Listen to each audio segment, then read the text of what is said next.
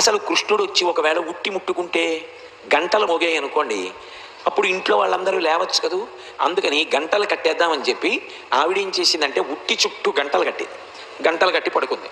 ఉట్టి ముట్టుకున్నాడా గంటలు మోగుతాయి, గంటలు మోగాయా పరిగెత్తి వెళ్ళి పట్టుకుంటాను అని. ఆయన రానే వచ్చాడు, పైకి ఎక్కాడు. ఉట్టిలోంచి తీయాలి వెన్న, ఎలా? గంటలు ఉన్నాయి. ఆలోచించాడు, చెక్కిట చేయి పెట్టి ఆలోచించి, తాను సర్వజగన్నియామకుడు, ఆయన మాట ఎవరు కాదంటారు. గంటలతో అన్నాడు, ఓ గంటలలారా మీరు మ్రోగకుడు. స్వామి ఔదల దాలుస్తాం, అలాగే మీ ఆజ్ఞ.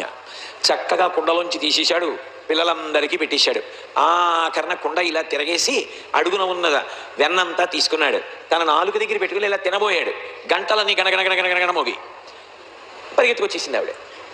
అడిగాడు గంటల్ని, మోగద్దన్నాను కదా, ఎందుకు మోగారు మీరు అని అడిగాడు. అయ్యా మీరు పిల్లలకి పెట్టినప్పుడు మేము మోగలేదు, కానీ మీరు నోట్లో పెట్టుకున్నారు, మాకు అలవాటు నైవేద్యం పెడితే గంట కొట్టడం.